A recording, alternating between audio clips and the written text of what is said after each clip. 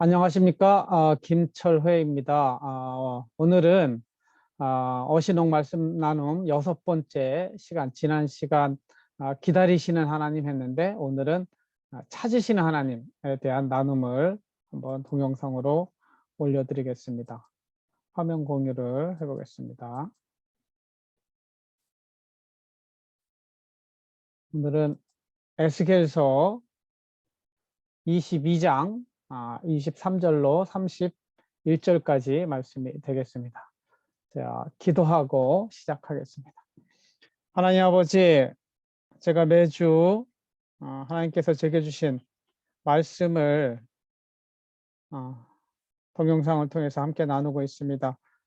누가 이 말씀을 듣든지 간에 하나님의 성령이 함께 하셔서 참으로 우리가 알 수 없는 방법으로 역사하시고, 참으로 하나님을 알게 하시고, 하나님 앞에 자신의 죄를 고백하며 또한 하나님의 헌신, 하나님 앞에 헌신하기로 결심하는 일들이 일어날 수 있도록 하나님 도와주시옵소서. 저희 입술과 마음과 생각을 사용하여 주시고, 또한 듣고 보는 자들의 그 마음을 하나님께서 주장하여 주시옵소서. 주님께 모든 것을 의탁드리오며 살아계신 예수님의 이름으로 기도드리옵나이다. 아멘. 네.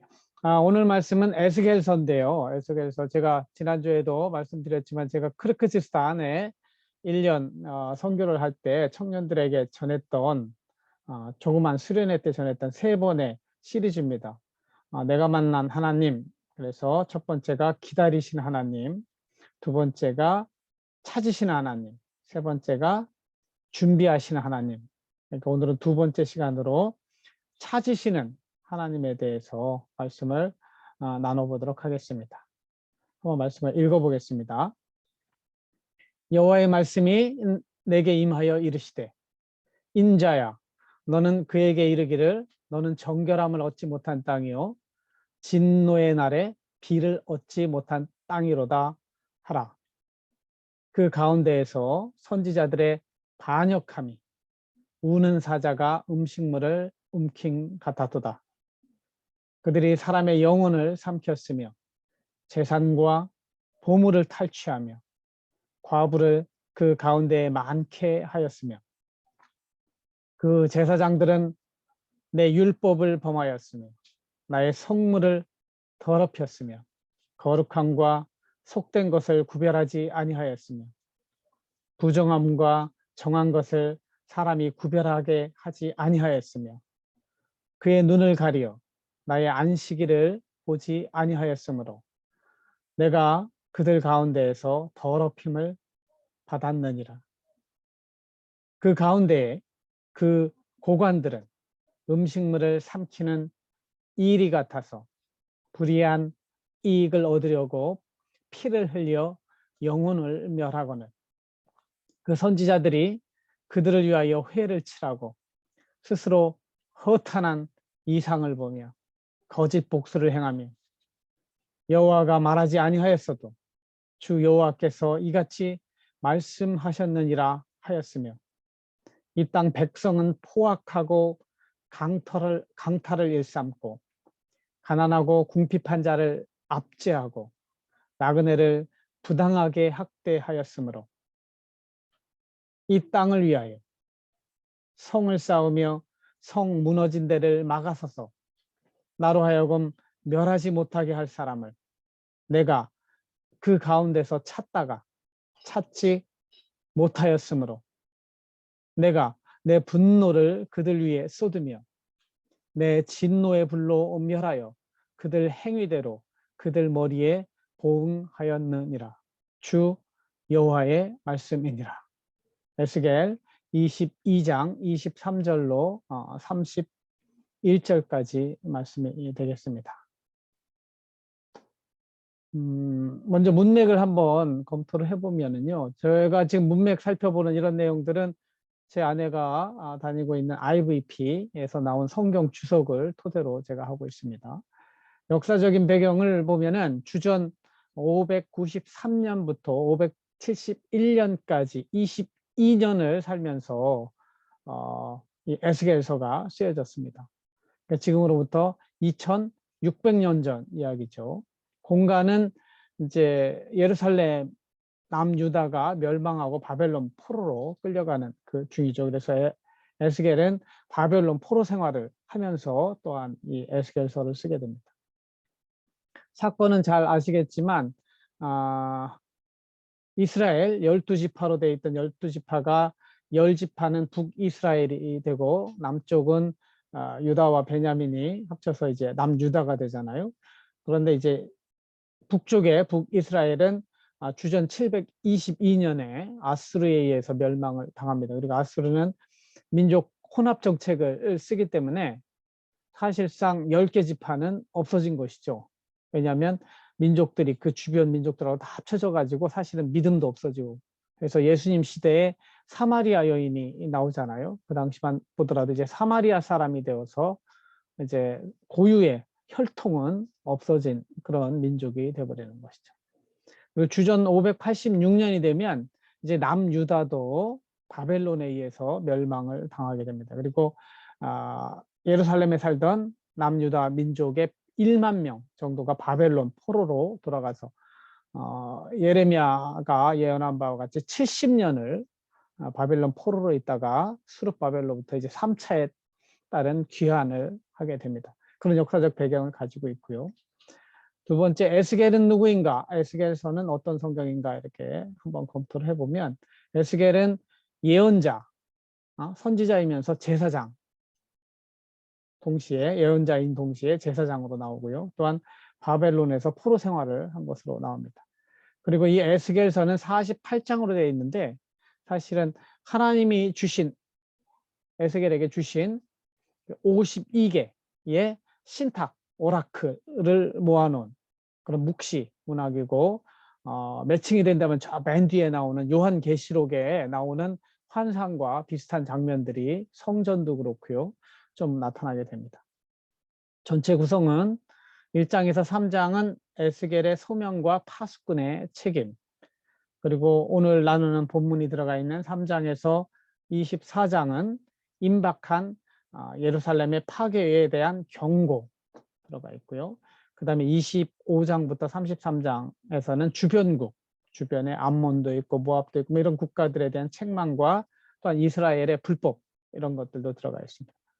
그리고 34장부터 48장은 여기는 이제 완전히 이제 묵시 예언이 해당에 돼서 회복의 예언. 그래서 우리가 기억하는 에스겔 37장에 그 마른 뼈들이 되살아나고, 저 뒤에 가면 또 성전에서 성전이 재건되고 성전에서 물이 흘러나와서 흘러 넘쳐가는 그러한 굉장히 그 어떻게 보면은 요한계시록만큼 굉장히 흥분되는 그런 예언들이 또 나오고 그렇습니다.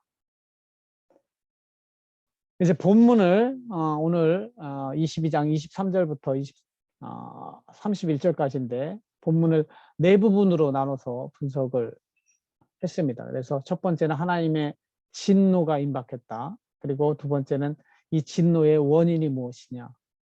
그 사이에 이제 찾으시는 하나님이 들어가고, 마지막에 진노, 분노하시는 하나님의 진노가 심판으로 내리는 그런 것까지 이어지게. 그래서 네 부분으로 구성이 되어 있고요. 첫 번째 단락을 보면은 23절부터 24절까지인데 하나님의 진노가 임박했음을 경고하고 있습니다. 말씀을 읽어보면, 여호와의 말씀이 내게 임하여 이르시되 인자야 너는 그에게 이르기를 너는 정결함을 얻지 못한 땅이요 진노의 날에 비를 얻지 못한 땅이로다 하라. 이 진노의 날, the day of indignation, 이 예루살렘이 바벨론의 침공에 의해서 멸망할 그 진노의 날이 임박했다 하는 경고를 하고 있습니다. 그 진노의 결과는 이 정결하지 못함을 얻지 못한 땅이고, 땅은 땅인데 비가 내리지 않는 땅, 이렇게 표현을 하고 있습니다. 그래서 이제 하나님의 진노에 대해서 좀 한번 정리를 할 필요가 있는데요. 저는 이제 많은 경우 우리 한국의 신앙은 무속 신앙하고 관련돼 있고 인과응보, 권선징악 이렇게 연결이 돼 있어서, 물론 그것이 성경에 나오는 부분이 되겠습니다. 그러나 이 너무 인과응보에 집중하고 있는데 사실은 그렇지 않습니다. 의인임에도 불구하고 고난을 당하고 일종의 하나님의 진노의 대상이 되는 이런 경험들을 할 때도 있습니다. 그러면 그렇게 우리가 생각할 때 착한 사람인데 하나님의 진노를 받고 참으로 고난을 받는 것이 정당한 거냐? 이런 질문들을 많이 합니다. 왜냐하면 세상엔 악인들은 진노를 받지 않고 고난을 받지 않고 잘 사는데 오히려 의인들이 고난을 받고 이런 경우들을 보면서 하나님한테 따지고 싶은 마음도 들고 이럴 때가 있는 것이죠. 저도 한때는 그 부분에 대해서 상당히 고민을 하고 했는데 이 부분에 대해서 우리는 창세기로 다시 돌아가서 우리 인간이 저지른 원죄가 무엇인가에 대한 고민을 하실 필요가 있습니다.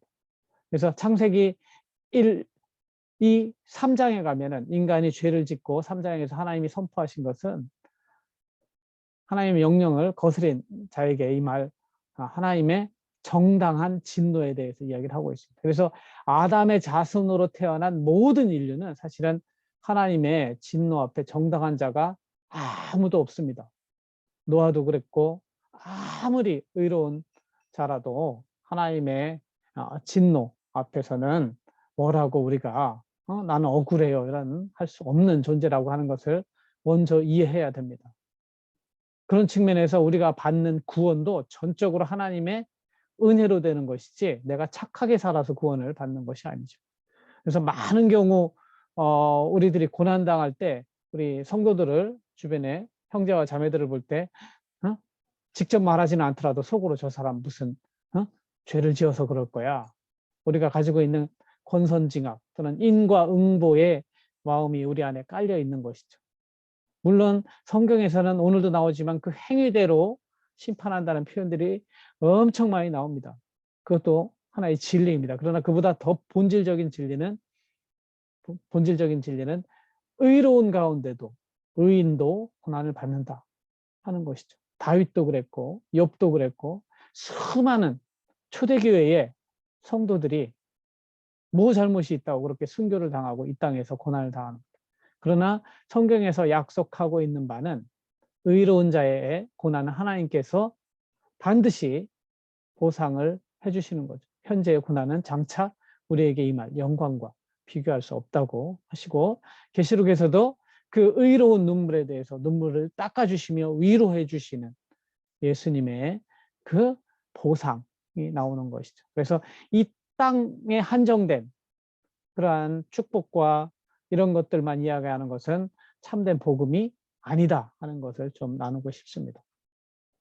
그러면 지금 당장 에스겔이 선포하는 이 진노의 임박함의 원인이 무엇이냐 하나님이 지적하시는 그 내용들이 25절에서부터 29절에 나오는데 본문이 길기 때문에 다 읽지는 않고 정리를 해보겠습니다. 여기 보면은 이 사람을 중심으로 선지자, 제사장들, 방백들, 백성들이 모두 완전히 전면적으로 부패한 상태를 말씀해 주고 있습니다. 첫 번째, 선지자를 보냈는데 prophet, 선지자들이 배역하고 있습니다. 어떤 표현이 나오면 사람의 영혼을 삼키고 거짓 환상을 말하고 거짓 복수를 행합니다. 마치 우는 사자가 식물을 삼킨 것, 움키고 있는 것하고 비슷하다고 표현합니다. 그러면 제사장들, 프리스트, 제사장들은 어떠냐? 제사장이 똑같이 배역합니다. 율법을 범하고 하나님의 거룩한 성물을 더럽히고 거룩함과 속됨을 분별하지 못합니다. 본질적으로 제사장의 역할은 거룩함과 성속을 구별해서 하나님의 거룩을 지키는 것인데 전혀 그 모습이 없는 것이죠. 방백들 이렇게 여기 이제 지금 번역에 따라 다르지만 고관들 이렇게 합니다. 고관들, 프린세스라고 하는 게 지도자들 말하는 거죠. 이 백성의 지도자들은 부정한 이득을 취합니다. 권력자들이죠. 백성의 피를 흘리고 이 표현에 따르면 식물을 삼키는 일이 같다고 표현이 되고 있습니다. 네 번째로 백성들, people, 또 똑같이 배역합니다. 함께 사는데 가난하고 궁핍한 자를 압제합니다. 나그네를 학대합니다.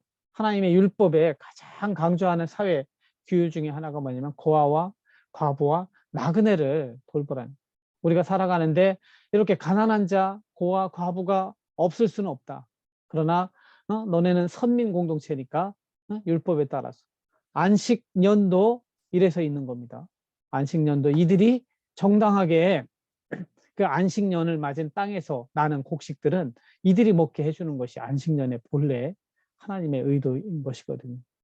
그래서 이 진노의 원인 부분을 쭉 보면 하나하나 에스겔을 통해서 하나님께서 지적하시는 것은 내가 너희들에게 정말 어? 출애굽기, 신명기, 민수기, 레위기에서 준 그 율법들을 잘 지키는, 즉 하나님의 뜻대로 살아가는 민족이 되기를 원했지만 너네들이 그런 택하신 족속, 이 선민 공동체가 되길 바랬지만 그거와 반대의 모습이다 이런 것이죠. 본래 하나님 나라는 천상에 하나님 나라도 있지만 하나님이 이 땅 위에 하나님 나라가 임하는 것을 우리가 기도해야 됩니다. 우리 주기도문에 그렇게 나오죠. 하늘에 계신 우리 아버지요 나라의 임하옵시며 이름이 거룩히 여김과 같으시고 나라의 임하 하나님 나라가 이 땅에 임하는 것 우리가 늘 기도해야 되는데 그 나라가 되지 못하고 반대의 모습을 보인 것이 하나님의 통치가 나타나는 그런 나라가 아니라 사단의 통치가 임하는 나라인 거죠. 그래서 그 역할을 맡은 선지자, 제사장, 방백들이 모두 타락하고 백성들도 다 하나님 뜻에 어긋나는 행동을 하고 있으므로 결국 하나님의 방법은 진노, 심판하는 그런 다른 방도가 없는 것이죠. 그럼에도 불구하고 세 번째로 가면은 하나님은 찾으시는 하나님입니다. 이 찾으시는 하나님의 열심과 그러나 또 실망하는 모습이 30절에 나옵니다. 오늘 제가 핵심적으로 나누고 싶은 말씀인데요. 이 땅을 위하여 성을 쌓으며 성 무너진 데를 막아서서 나로 하여금 멸하지 못하게 할 사람을 내가 그 가운데서 찾다가 찾지 못하였으므로 하나님은 이 선민 공동체와의 계약 관계 때문에 언약 관계 때문에 destroy it 결국 멸망시킬 수밖에 없는 상황입니다. 그러나 하나님은 기회를 더 주고 싶었어요. 그래서 찾으셨어요. 누구를 찾으시냐? 한 사람, a man을 찾으십니다. 영어로 하면 I looked for a man among them who would build up the wall and stand before me in the gap up on behalf of the land. So I would not have to destroy it, but I have known. 이런 표현이 정말 제가 이 말씀을 읽을 때 정말 슬프고 눈물이 나는 그런 상황이었습니다. 하나님은 정말 이 하나님이 택한 선민 공동체, 이스라엘이 무너질 때도 그렇지만 이 남유다가 무너지는 그런 상황 속에서 하나님의 본심은 멸망시키지 않는 거예요. 하나님의 본심은 거룩함과 사랑에 있기 때문에 회복되길 바라는 것이죠. 그럼 회복이 그냥 되느냐? 그냥 안 돼요. 그거는 스스로 회심하고 회개하고 돌아올 때 가능한 거거든요. 그렇게 일이 일어나려면 하나님 잠깐만 기다리세요. 이들에게 조금만 더 기회를 주세요 하고 막아서서 이 공동체를 위해서 이 땅을 위해서 막아서서 중보기도하는 사람이 필요한 거죠. 그리고 이 땅에 하나님의 진노가 미치지 못하도록 성을 쌓는 사람 그리고 하나님과 이 유대 땅 이스라엘 땅 사이에 서서 하나님께 기도하는 사람 하나님 기다려주세요. 이들이 회개할 거예요. 그래서 이스라엘 땅이 멸망되지 않도록 하는 그 한 사람을 하나님이 찾으셨다고 그렇게 표현하고 있습니다. 그렇게 찾았지만 마지막은 but입니다. But I found none. 내가 그 가운데 찾다가 찾지 못하였으므로 이렇게 하나님 실망하신 거죠. 그 한 사람을 찾지 못했어요. 그래서 하나님 입장에서도 정말 안타까운 상황이죠. 예를 들면 이때 우리가 한번 떠올릴 수 있는 게 광야 40년을 보내면서 가나안 땅으로 들어가지 못했던 이스라엘 민족을 한번 생각할 수 있겠습니다. 그때 출애굽해서 한 달이면 한 달 이내에 가나안 땅으로 갈 수 있었어요. 그러나 40년을 광야에서 머물고 모세는 그 땅에서 죽게 됩니다. 그 가운데 제일 큰 원인이 우상을 숭배한 것이었죠. 그때 하나님이 뭐라고 그랬냐면 내가 이 민족 지은 것을 후회한다고 하셨어요. 출애굽기 34장쯤에 나오는 내용입니다. 그래서 그런 상황 속에서 모세는 이 한 사람이었습니다. 하나님 앞에 서가지고 생명책에서 내 이름이 지워져도 좋으니까 이 민족을 멸하지 마십시오. 이 민족을 멸하면 다른 민족들이 뭐라고 하겠습니까? 하나님을 경홀히 여기지 않겠습니까? 하나님이 택한 민족이라고 그러더니 저렇게 광야에서 다 죽어버렸네. 결국 하나님 이름만 낮춰지는 것이 아니겠습니까? 하고 이 하나님의 진노 앞에 막아서서 그 불같은 모세였지만 그 연단을 통해서 온유한 모세를 그 다음부터 하나님이 온유한 사람으로 부릅니다. 그렇게 온유하게 변화되었던 그 모세가 있었기에 이스라엘 민족이 광야에서 완전히 멸망당하지 않고 다시 그 다음에 여호수아를 통해서 새로운 세대를 낳아서 가나안 땅으로 들어가게 됩니다. 그러나 지금 이 상황은 그 한 사람이 없는 상황인 것입니다. 그래서 마지막 32절 1절로 가면은 내가 내 분노를 그들 위에 쏟으며 내 진노의 불로 멸하여 그들 행위대로 그들 머리에 보응하였느니라. 주 여호와의 말씀이니라. 이 글이 만약에 바벨론 포로 가운데 쓰여졌다면 이미 과거를 기록하는 내용이 되겠고요. 그 전에 쓰여졌다면 예언이 되겠지만 하여튼 결론적으로는 하나님을 배반한 이스라엘 민족에 대해서 심판을 내리게 됩니다. 그래서 하나님을 배반한 민족, 그 민족을 위해서 중보할 수 있는 그 한 사람이 없었기 때문에 여기서는 so 그럽니다. 또 다른 영어 성경에 보면 therefore 그럽니다. 그렇기 때문에 우리가 3단 논법에 따라서 자동적으로 심판이 내려지는 것입니다. 그 심판의 내용은 진노의 불로 멸하는 것이 됐고 그 행위대로 그들 머리에 보응한다고 되어 있습니다.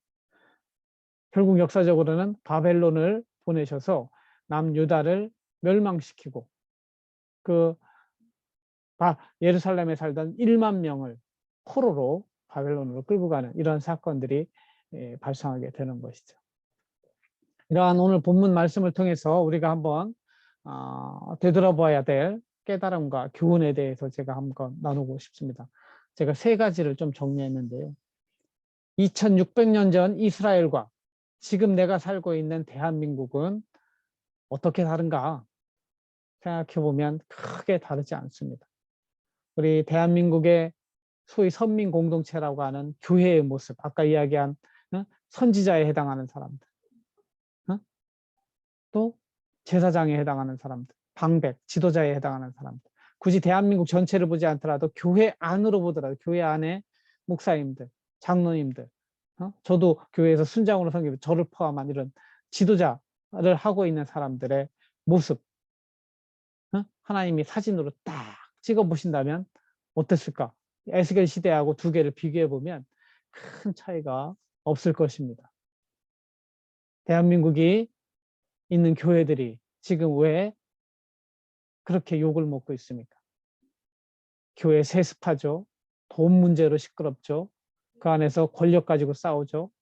저 최근에 중학교 단짝 친구를 만났습니다. 그 친구가 저에게 어떤 일정 부분 자기는 하나님을 믿기 때문에 이런 죄를 안 짓는다고 이렇게 했을 때 제가 도전을 받아가지고 나도 그러한 죄가 있는데 내가 2022년도는 100% 끊겠다 하고 정말 그 특별한 죄에 대해서는 제가 고백을 하고 지키고 있고 그런데 아무튼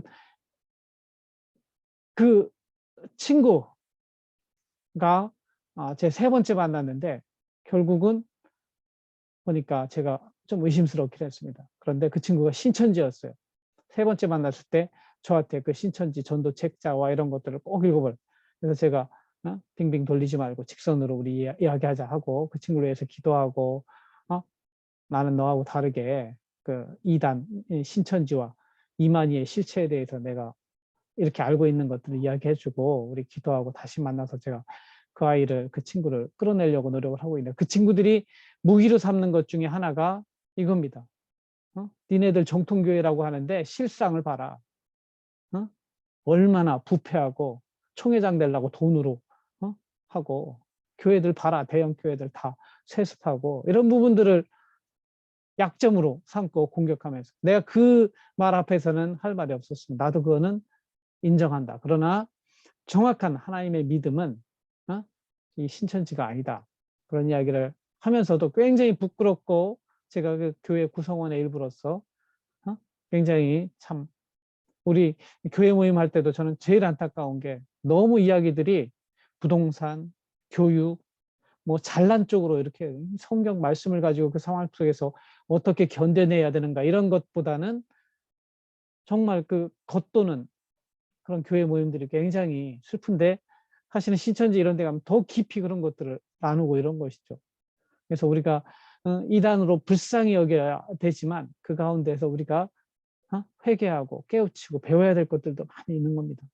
아무튼 지금은 그런 식으로 우리 교회가 공격을 당하고 있지만 실상은 2600년 전 이스라엘과 우리 한국의 교회도 크게 다르지 않은 모습이 아닌가 이렇게 우리가 회개하고 되돌아봐야 될 필요가 있습니다. 그래서 오늘날 교회를 보고 하나님이 진노하지 않으실까? 교회 세습, 물신주의, 총회장 선거의 부패함, 일반 신도들도 다 돈과 권력과 부동산과 뭐 이런 자기 쾌락과 이런 쪽에 향하고 있는 정말 대형교회 목사들이 TV에 나와서 무당처럼 축복 설교를 막 하고 뭐 이런 것들은 정말 하나님 보시기에 정말 가증스러운 모습이 아닐 수가 없을 것입니다. 아까 말씀드린 것처럼 왜 신천지와 같은 이단이 판을 치는 세상이 되었는가?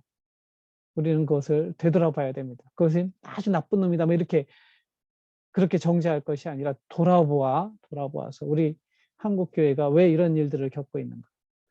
제가 볼 때는 짠맛을 잃은 소금이고 이단에 의해 공격받는 정통교회 지도자들이 모습 그리고 이 순수한 성도들이 있지만 그 갈망하는 모습이 있지만 그것이 채워지지 않는 한국교회의 모습이 아니냐 이런 생각을 하고 있습니다. 이러한 상황 속에서 하나님이 찾으시는 그 한 사람은 어디 있는가 우리가 돌아봐야 되는 것이죠. 위기에 처한 공동체를 위해 기도하는 정말 진심으로 기도하는 눈물로 기도하는 중보 기도자가 있는가? 하나님 보시기에 내가 하나님이 찾으시는 그 한 사람이 되려고 눈물로 기도하고 있는가? 매일 하나님 앞에 서서 이 공동체를 위해서 기도하고 있는가? 이런 것들을 돌아봐야 되는 것이죠. 물론 새롭게 신앙생활을 시작하신 분들에게는 이 말씀이 굉장히 어렵고 그럴 겁니다. 저는 그래서 이 말씀 나누는 것이 오늘의 대상은 사실은 좀 신앙의 깊이가 있고 신앙생활을 하신 분들을 대상으로 오늘 말씀을 나누는 거라고 이해해 주시면 감사하겠습니다. 그렇다고 지금 이 상황 속에서 한국교회를 비판만 할 것인가? 그것은 올바른 그 한 사람의 모습이 아닙니다.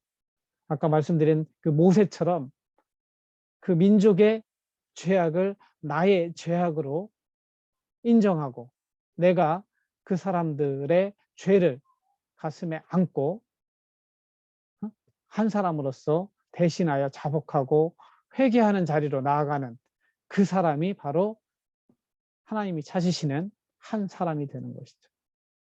한 사람이 있을 때 이 하나님의 진노가 영원하시느냐? 그렇지 않습니다. 하나님은 본질적으로 사랑의 하나님이십니다. 에스겔서도 그렇게 비록 이스라엘 국가를 멸망시키고 바벨론에 1만 명의 포로를 끌어가지만 예레미야 선지자를 통해서 70년 만에 다시 고토로 그 예루살렘 땅으로 돌아오게 하실 것임을 또한 선포하시고, 그리고 남은 자들을 남기셔서 하나님이 원하시는 하나님 나라를 이 땅 가운데 이루시고자 하는 하나님의 뜻과 의지는 지속되는 것을 우리가 알 수 있습니다. 에스겔서 34장에서 48장도 보면 아까 말씀드린 대로 이스라엘의 회복에 대한 예언의 말씀을 주십니다. 37장에 이 마른 뼈들이 성령이 임해서 하나씩 맞춰줘서 새로 살아나는 모습. 그리고 47장에 가면 이 성전이, 에스겔 성전이라고 하는 성전이 세워지고 그 성전에서 흘러나오는 물을 통해서 그 물이 발을 적시고 무릎까지 온몸을 적셔서 성령으로 충만하게 하시는 하나님의 영광, 그 이사야서에서 나오는 그 새하늘과 새 땅, 또 계시록에 나오는 새하늘과 새 땅이 있죠. 그런 것들을 이루어 나가시는 하나님의 열심은 지속되고 있는 것입니다. 그래서 600년 후에 에스겔, 이게 이제 2600년 전이니까 2000년 전에 우리 예수님이 오시잖아요. 600년 후에 예수님을 이 땅에 보내시고 이 교회를 세우시고 교회를 통해서 이 땅에 주의 나라, 하나님 나라를 이뤄 가시는 하나님이 계신 것이죠. 그리고 지난주에 나눴던 것처럼 그 하나님은 끝없이 기다리시는 하나님이십니다. 기다리시고 찾으시고 오늘 찾으시는 하나님이고, 본질적으로는 자기를 떠난 그 아들을, 둘째 아들도 떠났고 첫째 아들도 사실은 공간적으로만 곁에 있는 것이 마음은 떠난 것이죠. 이 마음으로 떠난 둘째 아들과 큰 아들을 모두 기다리시는 하나님이시고, 오늘 말씀처럼 이 공동체를 위해서 중보기도 하고 정말 이것을 회복을 위해서 뛰고 열심을 내는 그런 그 한 사람을 찾으시는 하나님이신 거죠. 우리 또 이 한 사람이 나오는 장면이 그 이사야서 6장 8절에 가면 또 나옵니다. 하나님이 이사야에게 말씀으로 내가 누구를 보내며 누가 우리를 위하여 갈고 이렇게 묻습니다. 그때 이사야가 응답을 하는, 주여 내가 여기 있사오니 나를 보내소서 하는 것처럼, 이 말씀을 나누는 건 저도 굉장히 부담스럽고 그렇지만 제가 이제 하나님 말씀을 읽으면서 철회야 너는 정말 이 땅 가운데 그 한 사람이 되거라. 이 사람들을 비판하는 그런 역할이 아니고 정말 이 사람들을 위해서 기도하고 그 사람들이 지은 죄가 내 죄인 것처럼 마음에 품고 정말 자복하고 회개하는 그 한 사람이 되라는 그런 말씀으로 들은 것입니다. 그래서 매일 하나님의 자녀로 하나님 앞에서 돌아가고, 또한 이 공동체를 보면서 실망하고 정말 비판하고 그런 존재가 아니라 다시 하나님의 환상을 보고 하나님의 열심을 보고 하나님이 주권으로 하시는 하나님이시니까 이 공동체를 위해서 중보하는 그런 한 사람이 되기를 결심하는 말씀으로 이 말씀을 함께 나누었습니다. 참으로 이 시대가 우리가 자본주의 시대에 살고 있고 권력이 모든 걸 지배하고 돈이 지배하는 시대 속에서 하나님은 없으신 것도 같고 하나님은 도와주시지도 않는 것 같고 이럴 때가 너무나 많습니다. 그렇지만 하나님이 살아계시다는 확신을 갖고, 또한 날마다 믿음으로 견디고 하루하루, 지난 시간에도 계속 말씀드리지만 하루하루 벽돌을 쌓는 마음으로 그 벽돌이 하나하나 쌓여지면서 하나님의 때가 이르면 하나님이 이루어주신다는 그런 믿음을 가지고 우리 가족을 위해서, 또한 내가 섬기는 공동체를 위해서, 내가 섬기는 교회를 위해서, 내 직장을 위해서, 이 나라를 위해서 전 우주를 위해서도 함께 하나님 나라가 회복되기를 기도하는 한 사람으로 저와 동지가 되어서 함께 기도하고 함께 그렇게 삶을 나누는 공동체가 될 수 있기를 간절히 기원합니다. 이제 기도하고 마치도록 하겠습니다. 좋으신 하나님, 부담되지 않을 수 없는 말씀입니다. 하나님이 찾으시는 그 한 사람이 없어서 이스라엘에 참으로 멸망이 임했던 것처럼 이 땅 가운데도 참으로 이 땅을 위해서 중보하기도 하는 그 한 사람이 없어서 하나님이 찾고 찾았지만 그 한 사람이 없어서 우리 공동체가 멸망하는 참으로 하나님의 징계와 심판을 받는 그런 일이 없도록 아버지여 이 말씀을 들은 제가 그 한 사람이 되기를 결심하는 그러한 시간이 되게 해주시고 참으로 혼자서 일을 감당하기에 너무나 힘든 것을 주께서 아시오니 그 정말로 눈물로 기도하던 엘리야를 위로하면서 내가 7,000명의 너와 같은 선지자를 숨겨두었다고 하신 것처럼 대한민국 방방곳곳에 참으로 기도하는 자들이 있음을 깨닫고 성령으로 하나가 되게 해주시고 그러한 가운데 정말로 우리가 절망을 보는 것이 아니라 하나님 안에서 소망을 보고 정말 어떤 상황에서도 하나님을 의지하며 견뎌내는 삶을 살고 또 하나님이 성취하시는 그날에 정말로 기뻐할 수 있도록 우리 함께 기도한 자들이 함께 기뻐할 수 있도록 하나님 인도하여 주시옵소서. 오늘 말씀 가운데 함께하여 주신 하나님께 모든 영광과 찬양을 올려드리오며 이 모든 말씀 살아계신 예수님의 이름으로 기도드리옵나이다. 아멘. 감사합니다. 오늘 말씀은 여기서 마치고요. 다음 시간에는 제가 하박국서 말씀을 보면서 깨달은 준비하시는 하나님 가지고 또한 말씀을 나누도록 하겠습니다. 모두 주님 안에서 승리하는 하루하루 되시길 바랍니다. 화이팅!